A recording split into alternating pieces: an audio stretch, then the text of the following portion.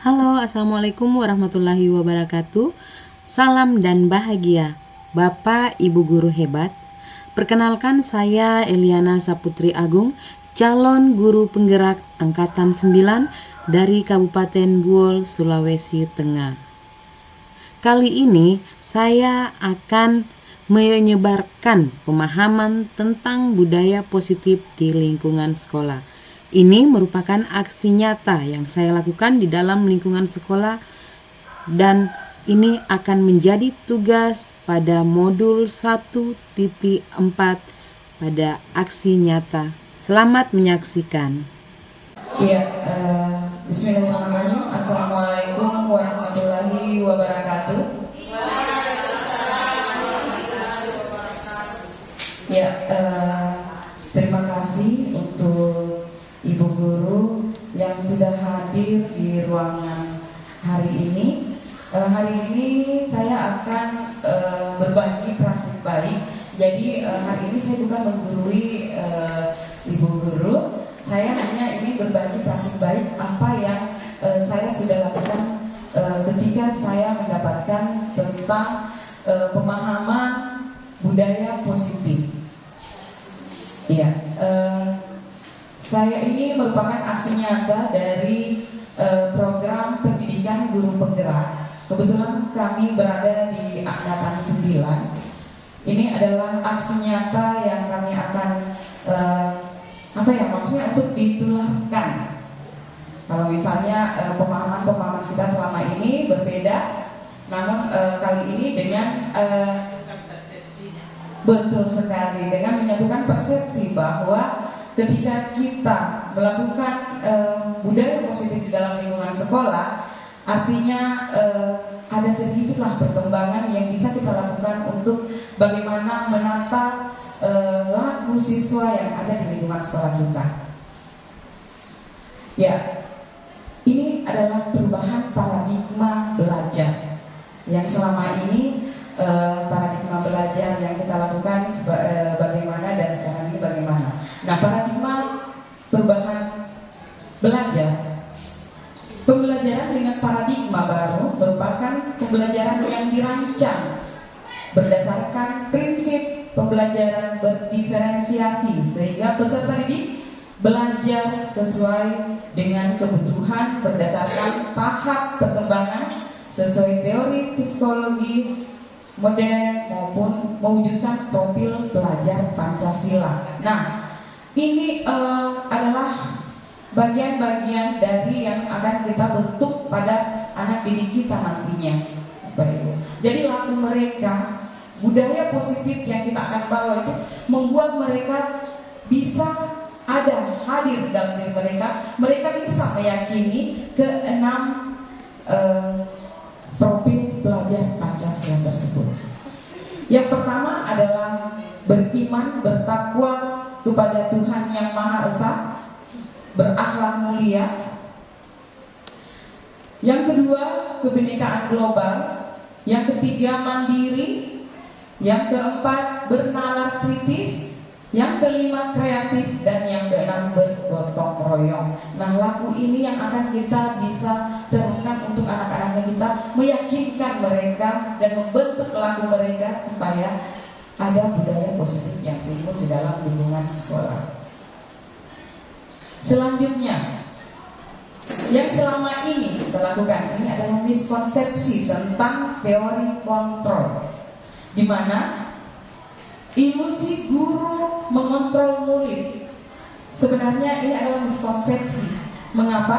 Karena guru bukan mengontrol, guru melainkan menuntun. Kita menuntun murid, bukan mengontrol mereka. Mereka tahu bahwa mereka punya, oh iya saya punya kebiasaan gini. Yang kita ketahui dari murid hanya 20% yang di luar kepala yang kita pahami pada diri mereka. 80% mereka pendam sendiri, simpan sendiri. Kita tidak tahu bahwa ada 80% jiwa kemandirian mereka yang kita tidak ketahui. Hanya ada 20% yang kita ketahui di dalam diri peserta didik kita. Kita tidak tahu di rumah mereka seperti apa, di sekolah mereka seperti apa, karena jiwa ketakutan dan lain sebagainya itu muncul. Nah, di sana muncul bahwa ilusi guru mengontrol murid. Itu bukan ya Bapak Ibu. Itu kalau kita untuk sekarang ini itu adalah menuntun mereka. Iya. Saya lanjut. Ilusi bahwa penguatan positif efektif dan bermanfaat. Ya, jadi nanti ada penguatan positif, efektif apa tidaknya. Nanti Bapak Ibu akan pahami ketika Bapak Ibu melihat di poin posisi kontrol nantinya. Oh, ternyata yang menurutnya kita positif, mereka selalu kita kekang dan lain sebagainya, ternyata itu tidak baik. Itu salah, ilusi itu tidak benar. Ini kita miskonsepsi tentang itu. Lalu yang ketiga, ilusi bahwa kritik dan membuat rasa bersalah mampu menguatkan karakter murid kita. Nah, kalau kita buat, biasanya kita ketika ada yang marah dan yang ada membuat kesalahan, itu biasanya kita langsung marah, membuat dia merasa bersalah. Tapi sebenarnya tidak seperti itu.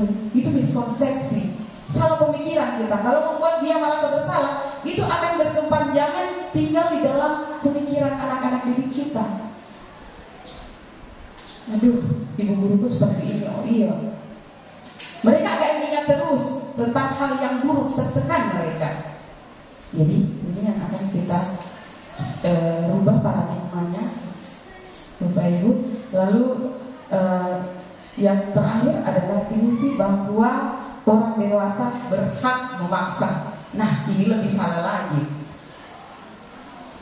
Kita tidak bisa memaksakan kehendak. Jadi setiap kebutuhan peserta didik kita, murid kita, kita tidak bisa memaksakan. Karena mereka punya kebutuhan yang berbeda, memiliki berbagai pemikiran-pemikiran yang tidak sama, sangat berbeda. Ya, lanjut pada disiplin positif. Nah, ini yang pembahasan pertama kita adalah disiplin positif. Disiplin positif adalah suatu pendekatan untuk menerapkan disiplin dari dalam diri anak tanpa hukuman dan hadiah. Saya garis bawahi ya, Bapak Ibu, pada hukuman dan hadiah. Jadi ketika kita biasanya melakukan ini pembelajaran di dalam kelas memberikan hadiah, itu berarti anak-anak hanya ingin belajar ketika ada hadiah. Nah, ini yang kita perlu pahami bersama, bahwa ketika kita mengajar, jangan melakukan hal yang seperti ini, apalagi menghukum mereka. Paling tidak, bagaimana kita memberikan, kalau misal dia benar, wah luar biasa, nah, aduh bagus sekali jawabannya. Jangan memberikan hadiah yang berlebihan. Itu bisa dinyatakan reward, bisa Bapak Ibu. Kalau kita memberikan hadiah dengan memberikan mereka kata-kata yang menyenangkan hati mereka, itu pun hadiah sebenarnya. Tapi yang kita maksudkan sini adalah reward yang memberikan mereka sesuatu barang dan lain sebagainya. Jangan sampai ini yang kita rubah pola pikiran kita tentang bagaimana memberi reward kepada siswa kita. Lalu disiplin positif perlu diterapkan baik dalam lingkungan keluarga maupun lingkungan sekolah. Dengan menerapkan disiplin positif, diharapkan tindakan kekerasan dapat dihindari. Jadi harapannya ketika kita melakukan disiplin positif ini, tidak ada lagi namanya kekerasan. Jadi itu yang tumbuh di dalam dirinya anak-anak, bahwa tidak ada yang namanya kekerasan di dalam mendidik. Nah, itu perubahan paradigma yang mesti kita lakukan. Tapi biasanya ya Bapak Ibu, kekerasan pun biasanya kita tidak pernah memikirkan kita akan melakukan kekerasan. Tetapi karena ada sesuatu hal sampai memuncaklah emosi dan menjadi hal-hal yang tidak diinginkan. Tapi ketika kita menjadi seorang pendidik, kita harus mampu menahan emosi yang ada di dalam diri kita. Karena setiap anak itu berbeda. Itu lagi kembali lagi ya. Setiap anak memiliki kebutuhan yang berbeda. Sebagai pendidik, tujuan kita adalah menciptakan peserta didik yang memiliki disiplin diri sehingga mereka berperilaku mengacu kepada nilai-nilai kebajikan universal dan memiliki motivasi intrinsik dalam perubahan perilaku ke arah yang lebih baik. Jadi motivasi intrinsik itu betul sekali Bapak Ibu yang perlu dibangun pada anak didik kita. Kenapa? Motivasi intrinsik itu motivasi yang berada dari dalam diri anak-anak didik kita. Kita bangun itu sehingga laku yang mereka buat itu timbul dari dalam dirinya. Oh, saya harus melakukan hal yang baik, harus tumbuh hal baik itu di dalam diri saya. Ya, semoga bisa dipahami ya. Nilai kebajikan. Nilai kebajikan adalah nilai-nilai yang telah disepakati bersama, lepas dari suku bangsa, agama, bahasa maupun latar belakang. Jadi nilai-nilai kebajikan itu yang disepakati bersama ya. Contohnya, contoh pengakuan A persepsi kebijakan. Nah, pada pembuka itu awalnya mengeluarkan bahasa. Kemarin saya memperhatikan. Nilai kebijakan yang muncul adalah rasa empati. Rasa empatimu besar sekali. Itu nilai kebijakan yang muncul di sana. Pada saat ada kata kemarin saya memperhatikan. Artinya dia memperhatikan seorang, berarti ada jiwa empati ya yang muncul di dalam diri. Lalu situasi pada saat itu, pada saat menolong murid di kelas. Jadi ada contoh ya. Lalu pembuka nilai kebajikan di bagian kedua, poin kedua yaitu saya menghargai. Nah, di mana nilai kebajikannya? Kepedulianmu. Jadi peduli ya, karena menghargai artinya peduli. Nah, situasi yang muncul di sana, pada saat situasi apa nilai peduli ini muncul? Yaitu pada saat kamu membantu teman-teman di kelas. Nah, ini yang mesti kita berikan pemahaman ke anak-anak. Oh, ternyata ada nilai kebajikan yang bisa muncul di dalam diri kita ketika kita berada di dalam kelas. Ya, sekarang kita masuk pada kebutuhan dasar manusia. Kebutuhan dasar manusia adalah segala sesuatu yang kita lakukan untuk mendapatkan apa yang kita inginkan. Seluruh tindakan yang kita lakukan memiliki tujuan tertentu, dan semua usaha terbaik yang kita lakukan adalah dalam rangka agar kebutuhan dasar kita terpenuhi dengan baik. Nah, ini adalah 5 kebutuhan dasar manusia. Entah itu kita atau murid kita, itu setiap manusia akan membutuhkan 5 kebutuhan dasar ini. Di mana yang pertama adalah bertahan hidup. Nah, ketika kita bertahan hidup, kita akan butuh pastinya makanan, pakaian, tempat tinggal, keamanan, dan kesehatan. Lalu kasih sayang dan rasa diterima ya. Jadi kita membutuhkan kasih sayang. Pasti setiap orang membutuhkan kasih sayang. Bohong kalau tidak membutuhkan kasih sayang.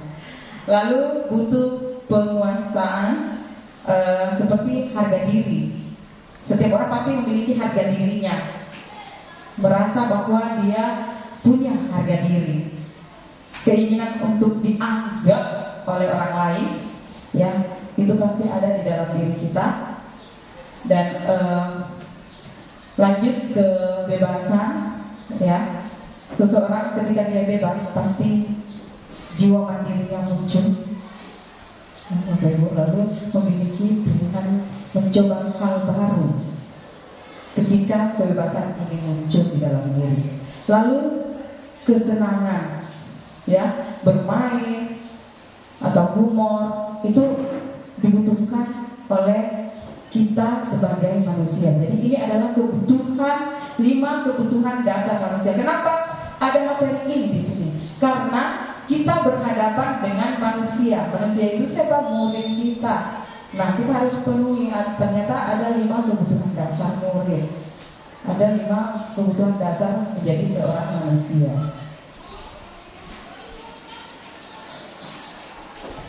Sekarang kita masuk pada motivasi perilaku manusia. Nah, ini dia Bapak Ibu.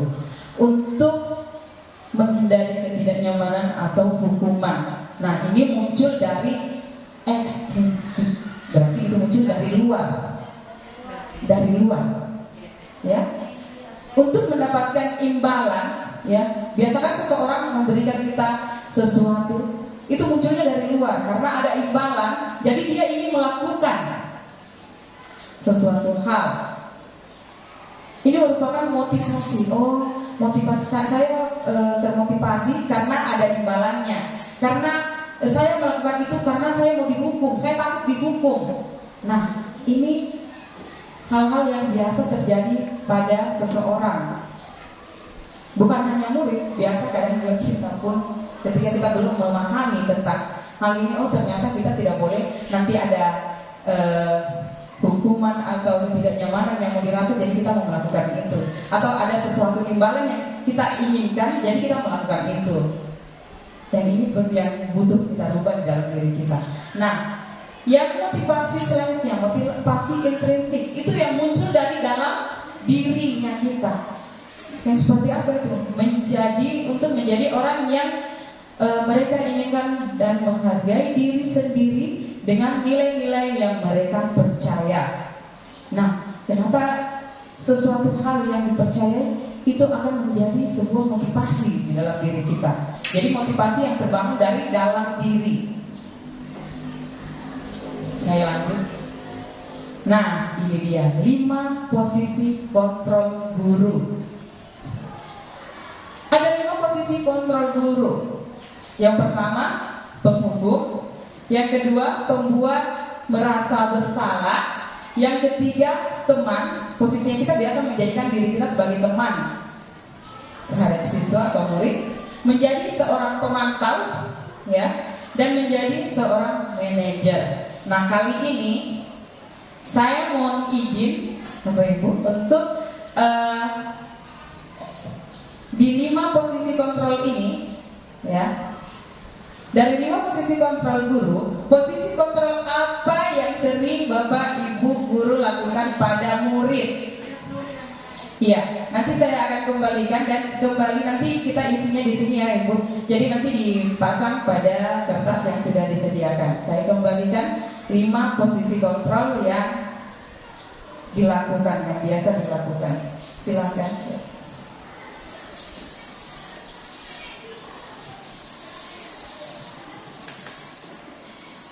Sempat ada banyak ya, silakan.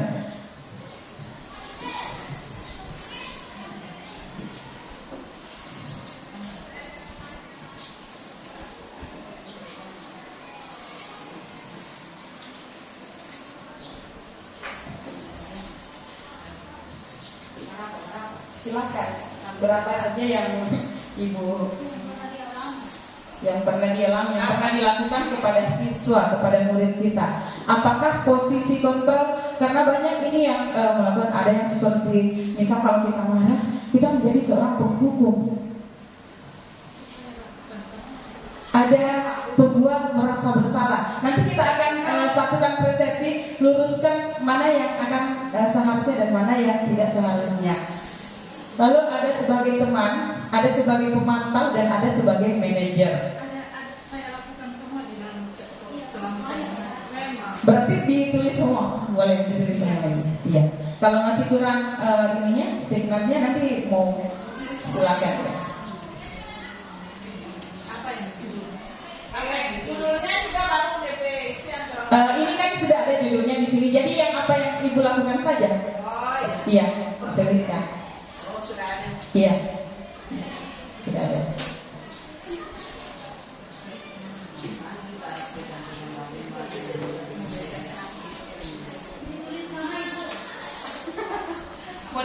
sama boleh tidak, ada masalah. Kita cuma mau lihat yang mana sebenarnya yang sering, yang paling sering. Iya.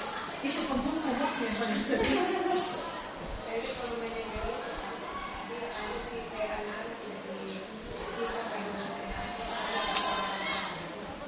Apa yang nanti akan dibahas di kolom berikutnya. Jadi di saja yang mana posisi tidak memarahi mereka di menurut mereka sudah sadar.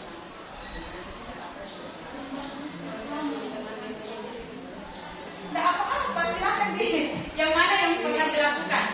Saya tulis.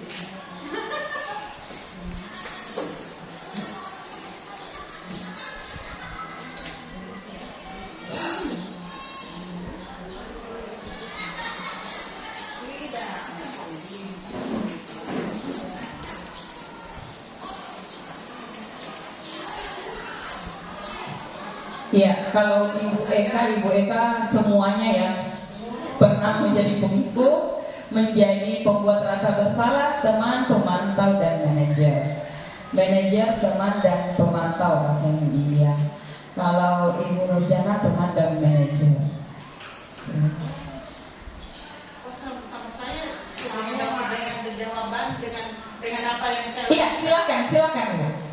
Lebih bagus lagi, lebih konkret lagi supaya kita bisa pahami, oh ternyata hal yang kita lakukan ini sebenarnya seperti ini imbasnya ke anak-anak.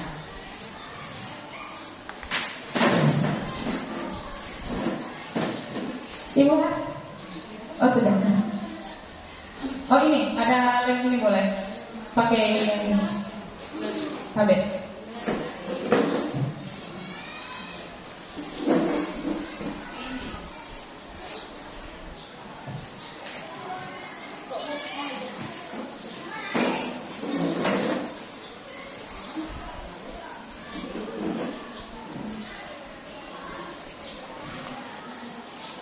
Jadi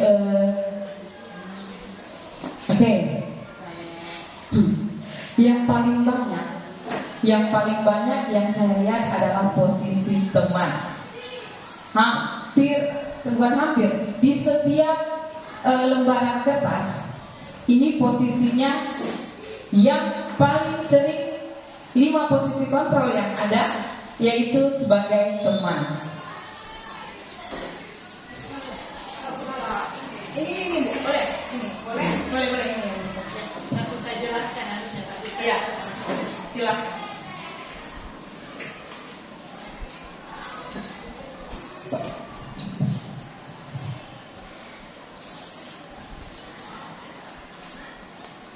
Iya. Nah,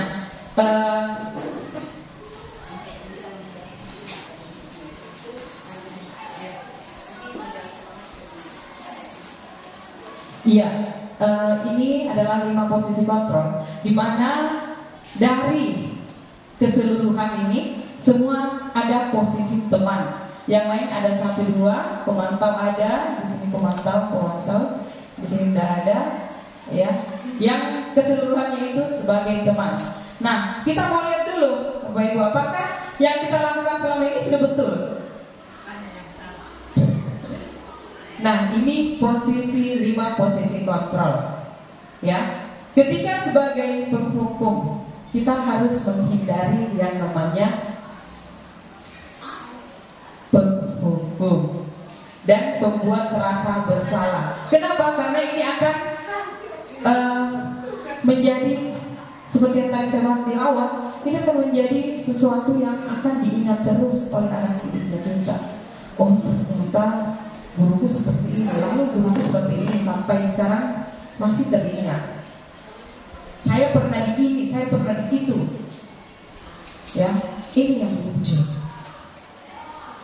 Sebenarnya itu harusnya dihindari. Lalu, sebagai teman dan sebagai pemantau, di mana sebagai teman biasanya yang muncul di dalam dirinya muridnya kita, mereka akan mengharapkan sesuatu imbalan karena dia merasa kita adalah teman dari dia. Makanya selalu tak dia. Iya. Jadi anak didiknya kita boleh kita kita membuat diri dekat dengan mereka, tapi jangan sampai mereka merasa bahwa kita adalah teman dari mereka. Kenapa? Karena kedekatan-kedekatan yang akan dibangun itu akan membuat mereka tergantung pada kita. Ada apa-apa datang, karena dia rasa kita adalah teman dari dia. Ya, menjadi teman dan menjadi pemantau pun seperti itu. Yang mana seharusnya kita lakukan? Yang menjadi seorang manajer, di mana menghargai diri sendiri. Ya, mereka menghargai dirinya, murid dia menghargai dirinya, kita pun menghargai diri kita sendiri. Dengan cara ini, mengajukan pertanyaan-pertanyaan ke anak didik kita. Lalu apa yang kita yakini? Ya, jadi nanti ada keyakinan-keyakinan yang akan kita bahas di slide selanjutnya. Saya lanjut ya. Nah, ini dia keyakinan kelas. Mengapa keyakinan? Mengapa bukan peraturan? Kenapa bukan peraturan? Harus yakin. Karena sesuatu yang timbul dari sebuah keyakinan itu akan membawa diri kita sendiri dari membuat motivasi intrinsik yang hadir di dalam diri kita itu akan terbangun di sana. Karena yakin saya memeluk agama ini, saya gak karena sebuah keyakinan dan itu muncul dari dalam diri kita. Tapi kalau sebuah peraturan pasti ada apa-apanya di belakang. Saya membuat peraturan ini karena ini. Saya membuat peraturan ini karena ini. Tapi tidak yakin. Ada peraturan itu tapi tidak ada keyakinan yang terbangun di sana. Jadi kita harusnya mengutamakan sebuah keyakinan. Kenapa harus keyakinan? Karena sesuatu yang timbul. Jadi begini. Ketika Bapak Ibu diberikan sebuah amanah, ya, menggenggam sesuatu yang orang tidak tahu, tapi kita yakin, kita tidak mau membuka ini, ya. Apakah Bapak Ibu mau membuka kalau dibujuk sama orang lain? Dengan rayuan diberi emas, apakah Bapak Ibu mau membuka sesuatu yang berharga di dalam kepala tangan itu? Pasti tidak. Karena saya meyakini apa yang saya miliki itu ada yang saya yakini saya tidak akan memberikan ke orang lain. Itu milik saya. Orang lain tidak harus memilikinya. Kenapa? Dan saya yakini apa yang menjadi milik saya itu yang saya punya. Artinya sebuah keyakinan lebih daripada sebuah peraturan. Makanya kenapa harus keyakinan? Karena itu. Karena peraturan ada paksaan di dalamnya. Luar biasa Ibu Jennifer.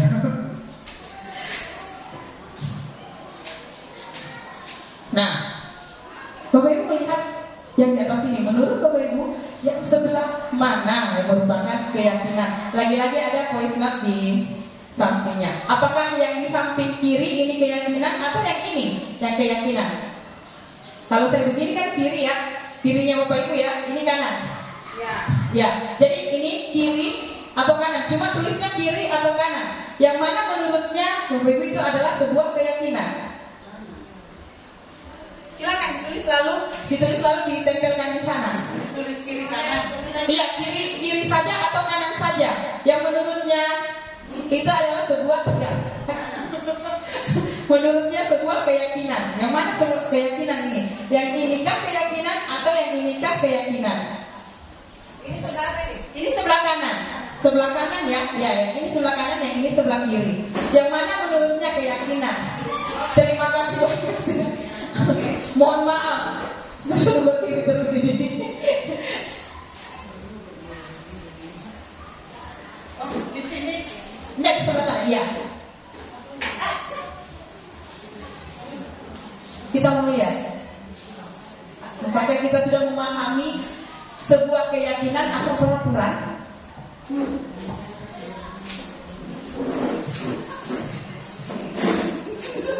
Yang mana yang peraturan, yang mana yang namanya keyakinan?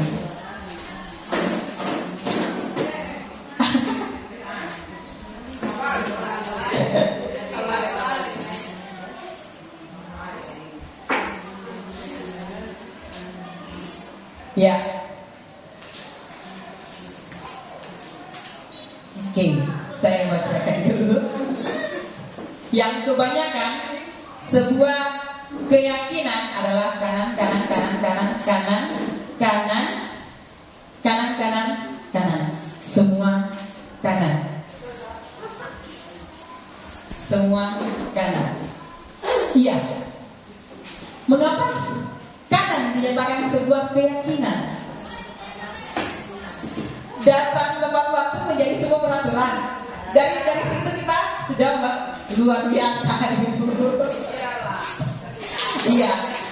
Dari pemahaman yang kita bangun, akhirnya sudah bisa menjadikan itu adalah sebuah keyakinan. Oh iya, berarti kita sudah bisa memahami. Oh iya, betul, ternyata itu adalah peraturan.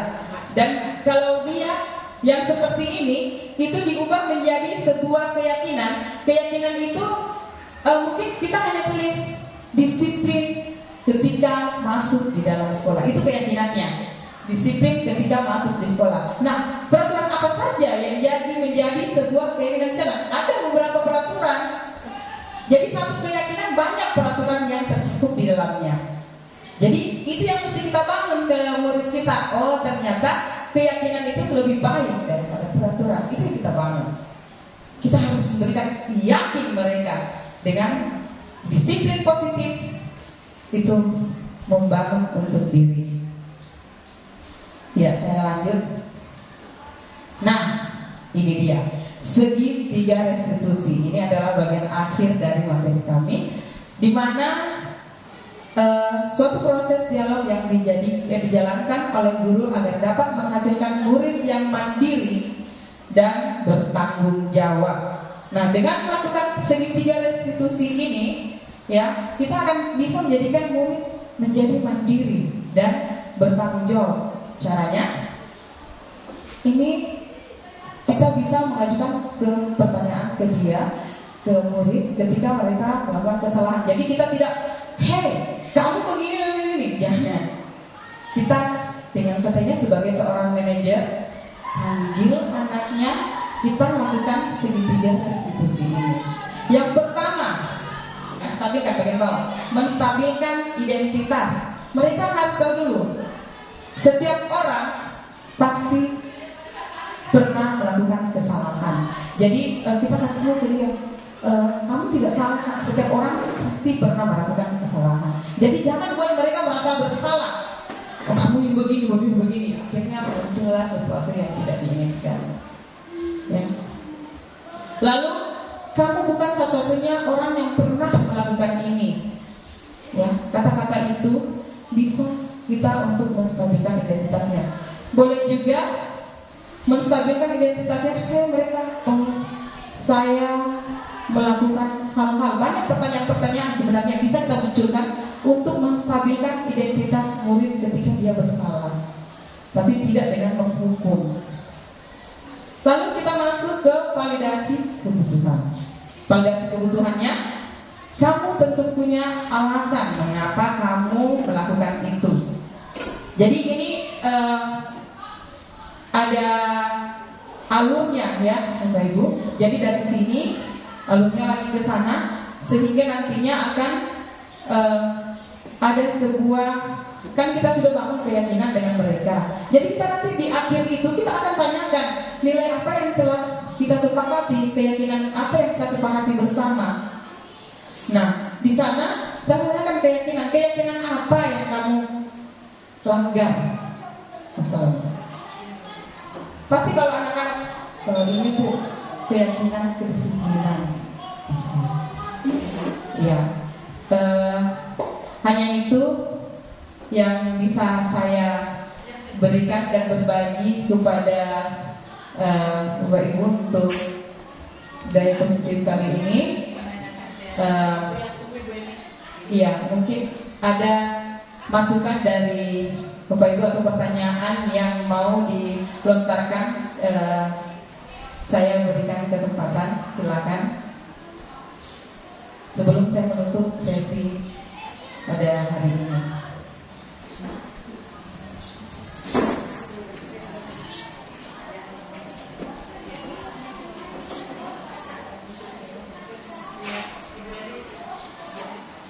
Ya. Terima kasih atas kesempatan yang sudah diberikan.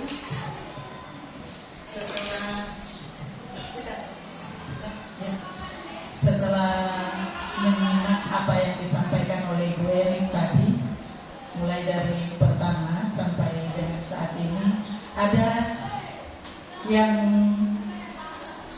membuat saya sangat tertarik dan selama ini juga sering di dalam saya memberikan pembelajaran kepada siswa, sering saya lakukan. Yang pertama tadi mengenai disiplin positif ya. Iya. Yang ada 5 hal tadi yang sudah disampaikan.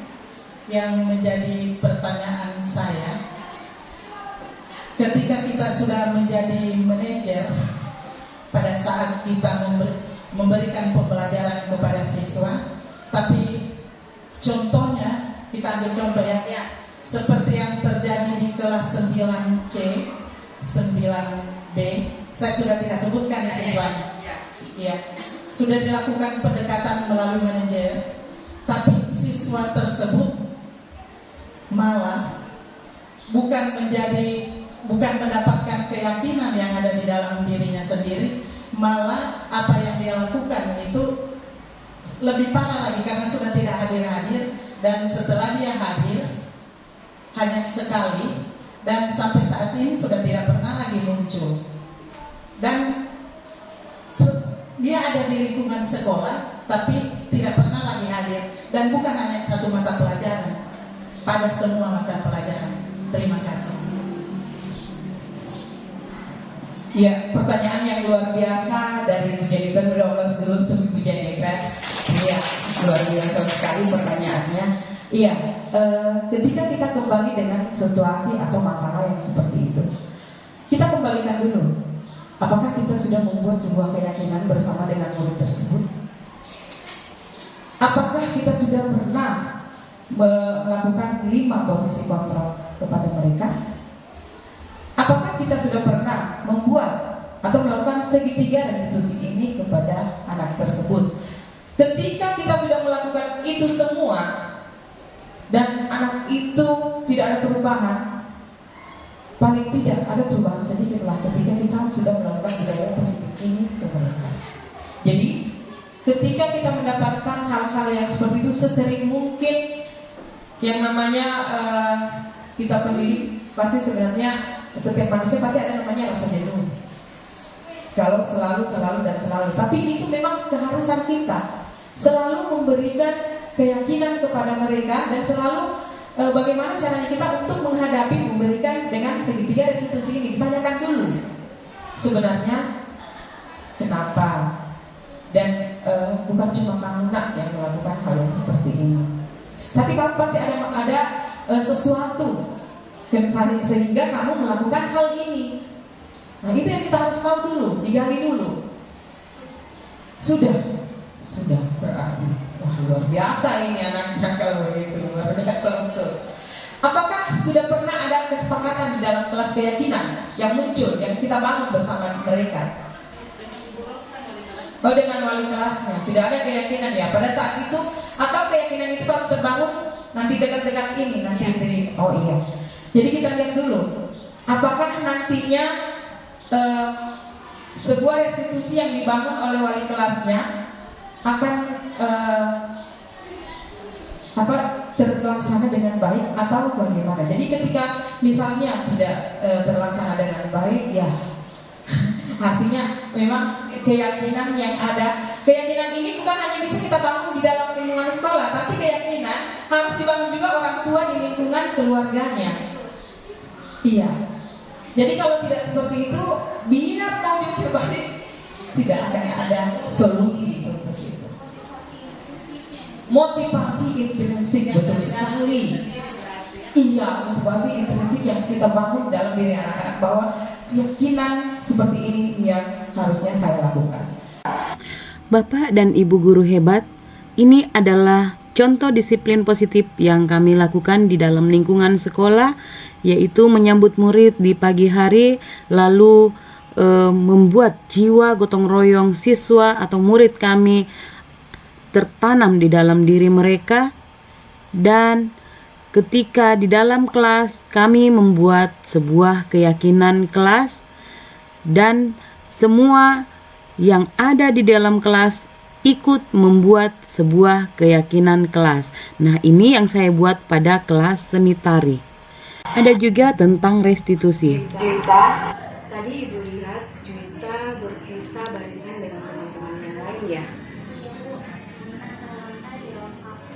Iya Juwita, Juwita bukan orang satu-satunya yang tidak menggunakan seragam lengkap. Semua orang pasti punya kesalahan. Ya, jadi Juwita, jika kedepannya Juwita tidak menggunakan seragam lengkap lagi, berarti Juwita tidak sesuai dengan disiplin positif yang ada di sekolah kita. Juwita pasti punya alasan kenapa Juwita sampai tidak menggunakan seragam lengkap ke sekolah untuk upacara hari ini. Saya terburu-buru Bu, soalnya tadi pagi saya telat bangun dan belum sempat memakai topi nasi saya. Kira-kira ada tidak nilai keyakinan kelas yang Juwita langgar? Ada Bu, nilai disiplin. Ada tidak cara efektif untuk Juwita ke sekolah pada hari Senin itu menggunakan seragam lengkap? Ada Bu, saya tidak akan terlambat bangun lagi dengan cara memasang alarm. Kira-kira dengan kejadian ini Juwita mau menjadi orang yang seperti apa ke depannya? Saya ingin menjadi orang yang lebih disiplin lagi ke depannya Bu, dengan mematuhi semua keyakinan kelas yang sudah kita buat bersama. Semangat ya Juwita. Terima kasih. Ya, sama-sama. Peli, tadi Ibu dapat laporan kalau Peli dengan Nikita lagi ada masalah di kelas ya? Ya Ibu, saya kesal dengan Nikita. Begitu. Pasti Peli berbuat seperti itu karena ada alasannya. Ya Ibu, dia mengolok-olok nama orang tua saya Ibu.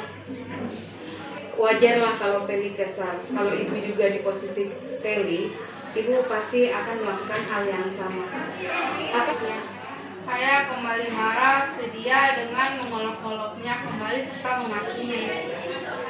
Menghargai tindakan yang Peli lakukan. Untung saja Peli tidak berlebihan sampai memukul dan lain sebagainya. Kira-kira yang Peli lakukan ini sesuai tidak dengan keyakinan kelas kita? Tidak Bu. Peli tahu tidak poin yang mana yang keyakinan kelas kita yang Peli langgar? Saling menghargai sesama teman Ibu. Apa yang kamu lakukan untuk memperbaiki masalah ini? Bersabar, menahan amarah, dan melaporkannya ke guru mata pelajaran ataupun ke wali kelas Ibu. Iya, tepat sekali tindakan yang Peli lakukan. Tetap semangat ya Peli, silahkan kembali ke kelas. Baik, terima kasih Bu. Ya, sama-sama. Itulah berbagi praktik baik yang saya sudah lakukan di dalam lingkungan sekolah. Terima kasih telah menonton. Salam dan bahagia.